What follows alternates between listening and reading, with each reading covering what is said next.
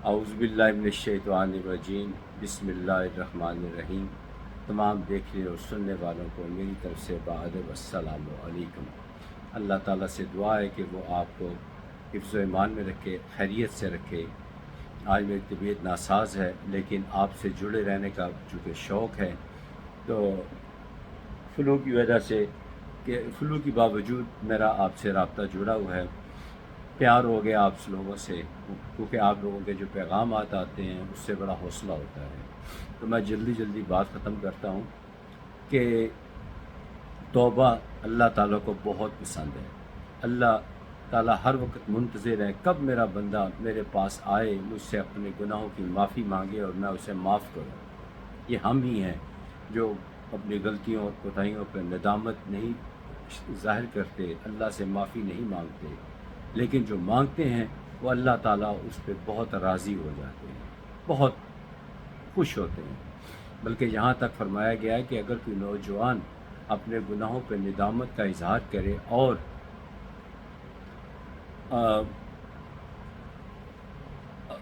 تائب ہو جائے، توبہ کرے، تو 40 دن تک قبروں سے عذاب اٹھا لیا جاتا ہے۔ یہ نوجوانوں کی بات ہو رہی ہے۔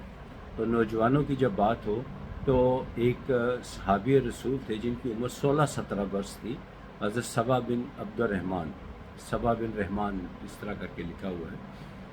تو وہ ہر وقت نبی پاک صلی اللہ علیہ وآلہ وسلم کی خدمت اقدس میں موجود رہتے اور منتظر رہتے کہ مجھے کوئی حکم دیا جائے اور میں حکم بجا لاؤں۔ تو ایک دن آپ کو نبی پاک صلی اللہ علیہ وآلہ وسلم نے وہ کام کہا تو آپ مدینہ کی طرف نکل پڑے۔ جو لوگ حج اور عمرہ کے لیے جاتے ہیں وہ جانتے ہیں کہ مدینہ میں جب ہوا چلتی ہے تو تیز چلتی ہے اور خوب مزیدار ہوا ہوتی ہے، کیونکہ وہاں کھجوروں کے باغات ہیں، خوشبو اور پھولوں کے باغات بھی ہیں۔ تو بہرحال تیز ہوا چل رہی تھی، ایک گھر کے آگے سے گزرے تو وہاں ایک گھر تھا، تو آگے پردہ لٹک رہا تھا، تو پردہ جو تھا تیز ہوا سے ہٹ گیا تو ان کی نظر پڑی تو ایک بوڑھی عورت وہ غسل فرما رہی تھی۔ بہرحال یہ غیر دانستہ طور پر ہوا، آپ کی نظر پڑ گئی، آپ انتہائی غم زدہ ہوا۔ کاش کہ کبھی میں پورا واقعہ سنا سکوں، خرابی طبیعت کی وجہ سے پورا نہیں سنا پاؤں گا۔ آپ بہت زیادہ پریشان ہو گئے کہ میں جب نبی پاک صلی اللہ علیہ وآلہ وسلم کے پاس جاؤں گا تو کیا منہ لے کے جاؤں گا کہ مجھ سے کتنا بڑا گناہ ہو گیا ہے۔ حالانکہ غیر دانستہ طور پر ہوا، آپ نے نبی پاک صلی اللہ علیہ وآلہ وسلم کی خدمت اقدس میں جانے سے گریز کیا اور اسی وقت تنہائی میں چلے گئے اور اللہ کی راہ، اللہ کے آگے سجدہ ریز ہو گئے، توبہ استغفار اللہ سے توبہ کرتے رہے۔ اب چند گھنٹوں کی بات نہیں، 2-3 دن گزر گئے۔ بعض کتب میں 2-3 دن لکھا ہے، کچھ جگہ میں چند روز لکھا ہے، چلو 2-3 دن ہی کر لیں۔ تو نبی پاک صلی اللہ علیہ وآلہ وسلم نے حضرت عمر فاروق رضی اللہ تعالی عنہ اور ایک اور صحابی کو ان کو کہا کہ جاؤ پتہ کرو کہ وہ کہاں پر ہیں۔ تو آپ نے اس تلاش کرتے کرتے مدینہ سے تھوڑی دور آگے نکل گئے، تو وہاں پر ایک پہاڑ کے قریب پہنچے تو ایک بکریاں چرانے والا اس سے پوچھا کہ یہاں کسی نوجوان کو دیکھا ہے؟ اس نے کہا کہ نام شام کا تو مجھے نہیں پتا، لیکن وہ پہاڑ کی چوٹی کی پچھلی طرف ایک نوجوان ہے جو ہر وقت روتا رہتا ہے اور طویل سجدے کرتا ہے اور توبہ کرتا ہے، نہ جانے اس سے کیا گناہ ہو گیا ہے، اور اتنی دل خراش آواز میں توبہ کرتا ہے کہ میری بکریاں ڈر جاتی ہیں اور بکریاں اس طرف نہیں جاتی۔ آپ نے فوراً، یعنی اب دونوں اصحابہ اکرام جو تھے وہ فوراً پہنچے اور ان نوجوان صحابی ان سے پوچھا کہ کیا بات ہے، چلو ہمارے ساتھ۔ انہوں نے جانے سے انکار کر دیا۔ انہوں نے کہا کہ ہم لے کر ہی جائیں گے۔ یہ حکم نبی پاک صلی اللہ علیہ وآلہ وسلم کا، آپ فوری طور پر روانہ ہو گئے۔ اس وقت نماز مغرب کا وقت تھا۔ جماعت کھڑی ہو چکی تھی، آپ نے فوری طور پہ وضو کیا اور آپ نے جماعت میں شامل ہو گئے۔ آپ نے نماز مغرب ادا کی اور فوری طور پر وہاں سے نکلے اور گھر کی طرف روانہ ہو گئے، اور اس دوران آپ کو تیز بخار ہو گیا۔ نماز سے فارغ ہونے کے بعد دعا اور بات چیت بھی ہوتی تھی، مغرب کے بعد اصحابہ اکرام کے ساتھ محفل مجلس ہوتی، تو اس میں سوال کیا گیا کہ وہ نوجوان میرا صحابی کہاں پر ہے؟ تو حضرت عمر فاروق رضی اللہ تعالیٰ نے سارا واقعہ بیان کیا کہ اس طرح ان سے یہ غلطی سرزد ہوگی جس پہ وہ بہت شرمندہ ہے۔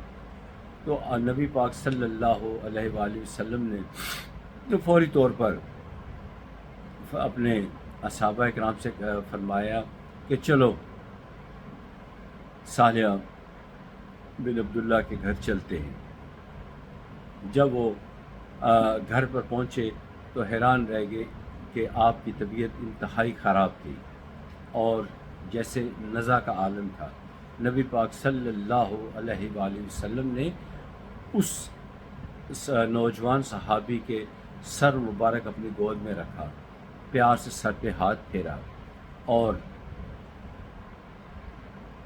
کہا اور فرمایا کہ تم سے کوئی گناہ نہیں ہوا، تم اپنی غلطی اول تو تم نے غلطی جان بوجھ کے نہیں کی، اگر ہو گئی ہے تو تم نے اتنی توبہ کی ہے کہ اللہ کو تمہاری توبہ پسند آ گئی ہے، تمہیں مبارک ہو، تمہاری توبہ قبول ہو گئی ہے۔ یہ سن کر اس نوجوان صحابی کے چہرے پر ہلکی سی مسکراہٹ آئی اور اس کے بعد کلمہ پڑھا اور آپ اس دنیا سے رخصت ہو گئے، وہ نوجوان رخصت ہو گئے۔ تو تاریخ میں آتا ہے کہ آپ کا جب جنازہ نکلا تو مدینہ کی گلیوں میں سے ہوتے ہوئے آپ جب جنازہ جا رہا تھا، آپ بھی شامل تھے۔ آپ پنجوں کے بل چل رہے تھے، پنجوں کے بل، بجائے ایڑی بھی رکھتے پنجہ بھی رکھتے تو آسانی ہوتی ہے، لیکن آپ پنجوں کے بل چل رہے تھے۔ حضرت عمر فاروق رضی اللہ تعالی عنہ کی نظر پڑی تو آپ نے حیرانگی کے ساتھ پوچھا کہ یا رسول اللہ، آپ پنجوں کے بل چل رہے ہیں، خیریت ہے؟ کہتے ہیں میں کیا بتاؤں کہ اللہ تعالیٰ کو ان کی توبہ، اس نوجوان کی توبہ اتنی پسند آئی ہے کہ نہ صرف 40 دن کے لیے تمام قبروں سے عذاب ختم کر دیا گیا ہے، بلکہ 70,000 فرشتے اس جنازے میں شامل ہیں۔ اللہ کو یہ توبہ اتنی پسند آئی ہے۔ تو آپ فرشتے ہیں تو میں نہیں چاہتا کہ ان کی بے حرمتی ہو، تو میں قدم بہت احتیاط سے رکھ رہا ہوں، پنجوں کے بل چل رہا ہوں تاکہ کسی کو کوئی میرے پاؤں کے نیچے نہ آئے۔ تو یہ ہوتا ہے عالم۔ پھر جب آپ کی قبر تیار کی گئی تو پہلے آپ خود قبر میں لیٹے، پھر اس کے بعد نکل کر اس نوجوان کو دفنایا گیا۔ تو یہ ہے ویلیو، یہ ہے قدر اللہ کے نزدیک توبہ کرنے والوں کی۔ تو کوئی فرق نہیں پڑتا، فراغت میں اگر ہم استغفار کر لیا کریں، اور استغفار کرنے کا طریقہ بھی میں نے آپ کو کچھ عرصہ پہلے ویڈیو میں بتایا تھا۔ جب اپنا کوئی گناہ یاد ہو، گناہ تو ہم سے ہوتے رہتے ہیں، ہم انسان ہیں، بشر ہیں، بشری تقاضے لگے ہیں، غلطیاں، کوتاہیاں، گستاخیاں تو ہم سے ہوتی رہنی ہیں۔ تو جب غلطی اپنی یاد آئے، توبہ کا ارادہ کریں تو سب سے پہلے اپنے گناہوں کو دل اور دماغ میں لے کر آئیں، اور آنکھوں میں ندامت کا آنسو ہو، غلطی کا احساس ہو، اور اس کے بعد اللہ تعالیٰ سے دل کی گہرائیوں سے توبہ کریں۔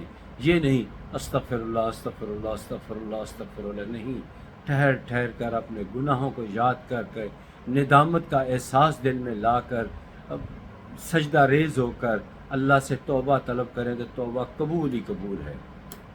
یہ انداز اپنائیں توبہ کرنے کا تو توبہ قبول ہے۔ اور دیکھیں پھر 40 روز تک قبروں سے عذاب بھی ہٹا دیا جاتا ہے، اور فرشتے بھی جنازے میں شرکت اختیار کرتے ہیں۔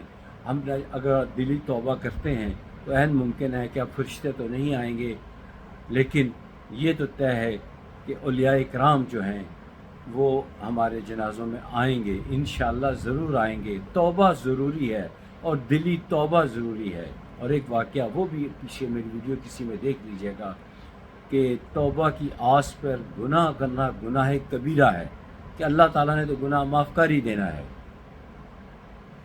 اللہ تعالیٰ نے تو گناہ معاف کر دینے ہیں، کیونکہ وہ غفار ہے، معاف کرنا اس کی شان ہے۔ لیکن ہم گناہ آج کر لیتے ہیں، کل معافی مانگ لیں گے، اللہ معاف کر دیں گے، یہ گناہ کبیرہ ہے۔ جب معافی مانگے تو اس طریقے سے معافی مانگے کہ یا اللہ آج معافی مانگ لے، کل ہم گناہ نہیں کریں گے، آئندہ گناہ نہیں کریں گے، بھلے پھر گناہ ہو جائے پھر معافی مانگ لے، لیکن جب معافی مانگے تو اس یقین کے ساتھ مانگے کہ دوبارہ گناہ نہیں کریں گے، پھر وہ توبہ قبول ہوگی۔ اللہ تعالیٰ سے دعا ہے کہ ہمیں حقیقی سچی توبہ کرنے کی توفیق عطا فرمائے، اور اللہ تعالیٰ ہمیں گناہوں سے بچنے کی توفیق عطا فرمائے۔ بات اور بھی کرنا چاہتا ہوں لیکن ناسازی طبیعت کی وجہ سے اب مزید بات کرنا مشکل ہے۔ اجازت دیجیے، خدا حافظ، السلام علیکم ورحمۃ اللہ وبرکاتہ۔